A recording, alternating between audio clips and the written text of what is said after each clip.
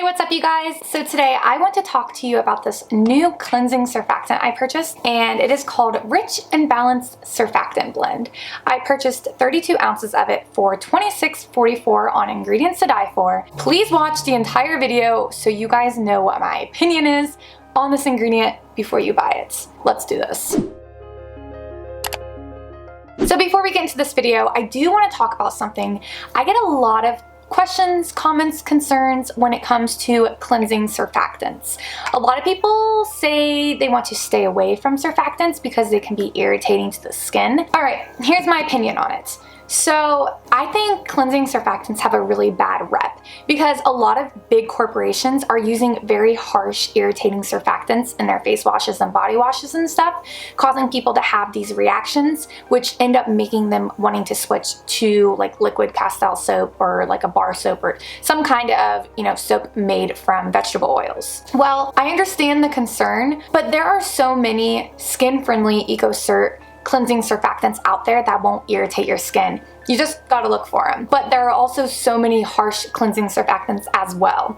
So keep that in mind. I also want to clear up a confusion when it comes to surfactants. Surfactants aren't just cleansing agent. A lot of different ingredients are surfactants, like emulsifying wax NF is a non-ionic surfactant, honeyquat is a cationic surfactant, BTMS 50 is a cationic surfactant, xanthan gum I'm pretty sure is an anionic surfactant, correct me if I'm wrong on that one. So a lot of ingredients are surfactants. It's not just a cleansing agent. So if you're saying you want to stay away from surfactants, you're gonna have issues because so many ingredients are surfactants. So I just wanted to clear that up. I also have a video, I'll link it down in my description box, all about surfactants if you want to learn more about surfactants. So anyways, let's talk about the Rich and Balanced Surfactant Blend. So a little background as to how I got here.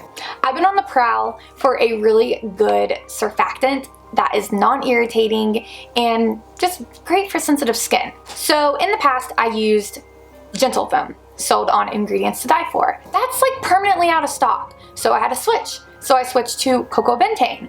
Then I came to find out that cocoa bentane isn't really as like skin friendly as I was hoping for. So I started being on the prowl for a new surfactant. And I found this guy. So how I was brought to this guy is I found this surfactant called sodium cocoyl isethionate. Here's how you spell it. And this is an awesome surfactant.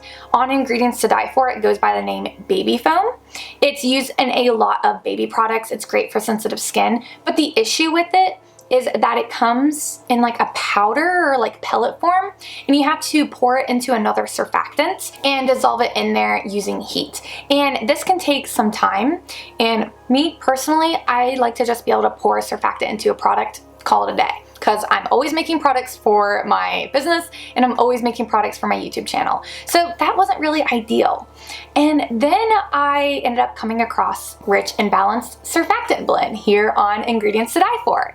And the INCI of this surfactant consists of cocoa glucoside, decyl glucoside, sodium cocoyl hydrolyzed soy protein, sodium cocoyl isonate, which is the surfactant I was just talking about, and sodium lauryl lactylate.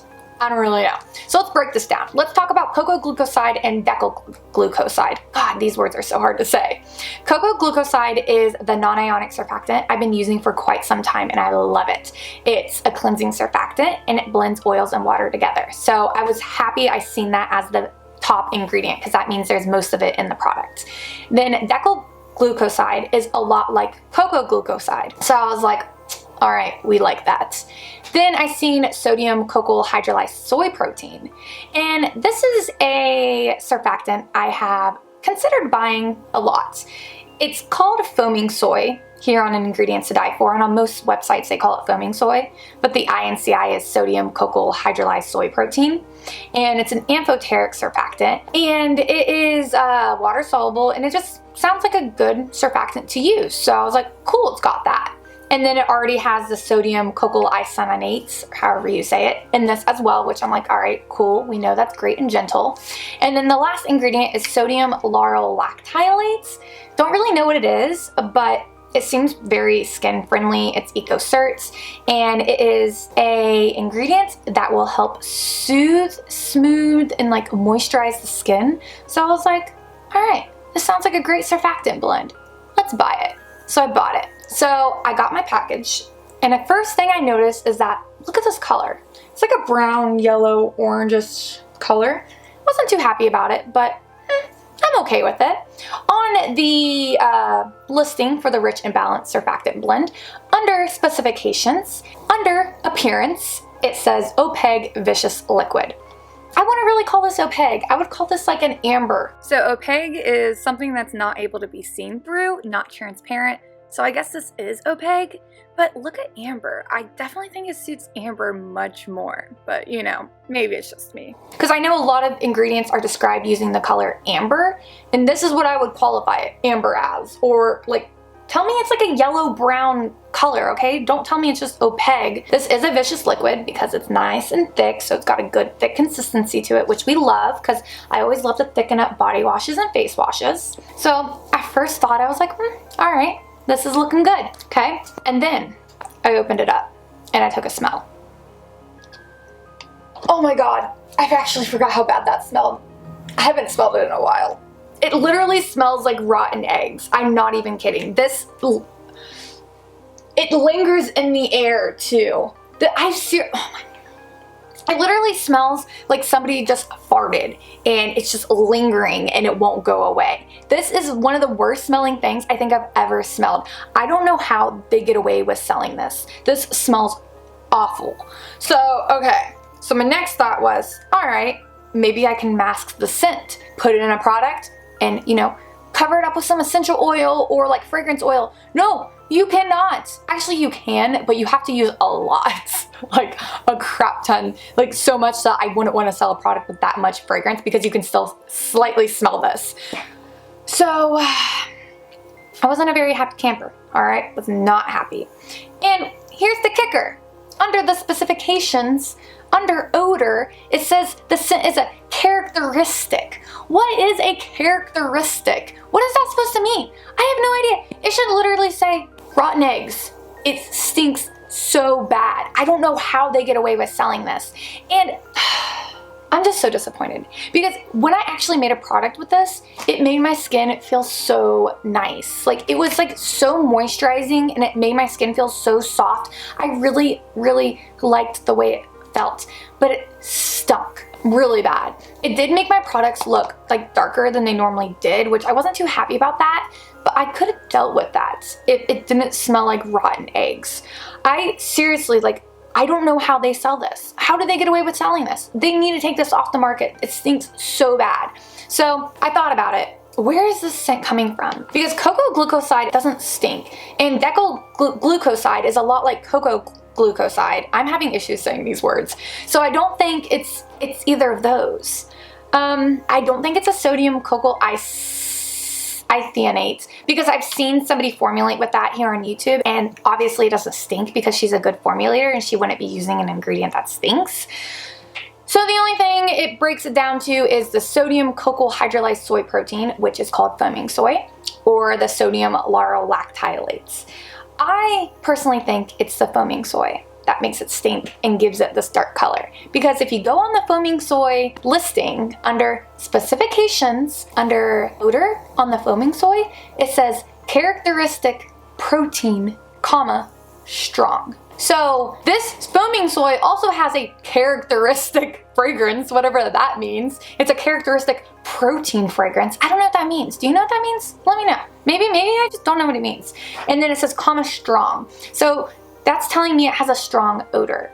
This Rich and Balanced Surfactant Blend, it should also say it has a characteristic protein strong scent because it has a strong scent. No, it should literally say rotten eggs because that's what it smells like. I don't know. If you've ever tried foaming soy, let me know in the comments, like if it stunk. Or if you've ever tried the sodium lauryl lactylates, in parentheses it says SLL. That could also be where the scent is coming from because I've never used that. I will link all of the ingredients in this product in the description box because all of these ingredients that are in this can be individually purchased. And I'll also put a direct link to this ingredient as well if you guys want to check it out. I don't recommend buying it. Maybe if you don't have a sense of smell, this might work for you. But if someone else in your house can smell, they're just you're going to make them gag. Like, don't put them through this torture. I don't recommend buying this. Like, I really hope they take this off the market. This does not smell good at all. They should not be selling this. Maybe I need to leave them a review. Yeah, I should probably do that. I should probably let them know that it stinks and that they need to quit selling it. Anyways, so yeah, I hope you guys enjoyed this little PSA. That's kind of what I feel like it is. A little PSA to let you guys know not to buy this. But yeah, it kind of goes in with this new, like, video series I've been doing of me giving my opinions on ingredients. I did one on Optifin Plus about how it burns my skin. I did one on Luicidal SF Complete about how it like kind of messes up toners and facial mists. And then I also did one on hyaluronic acid. Let me know if you guys are enjoying this series. Don't buy Rich and Balanced Surfactant Blend. Please save your nose. Do yourself a favor, don't waste your money on it. I should not have bought 32 ounces of it. Again, learn from my mistakes. When you find a new ingredient, do not purchase a large amount of it. I should have just gotten the 16 ounce or even the 1 ounce of it. Always purchase a smaller amount of a new ingredient, test it out, and then buy the bigger amount. Don't take other people's like words on it. Just because it looks good on paper doesn't mean it's going to work for you. Just because someone else likes it, it doesn't mean it's going to work for you. Always try it first before you buy a big size. I have made this mistake too many times.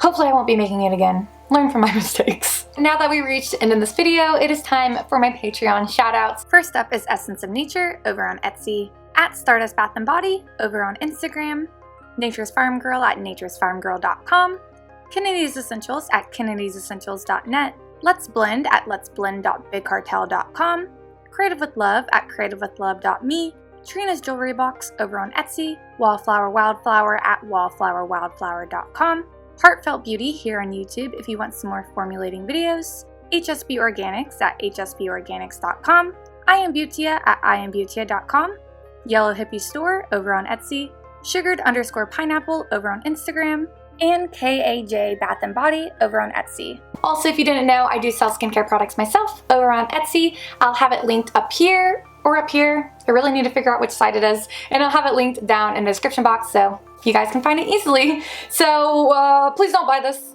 please. And yeah, I hope you guys enjoyed this video and I hope to see you guys next time. Bye! I'm stuck in the motions. I've been consumed by the wrath of time like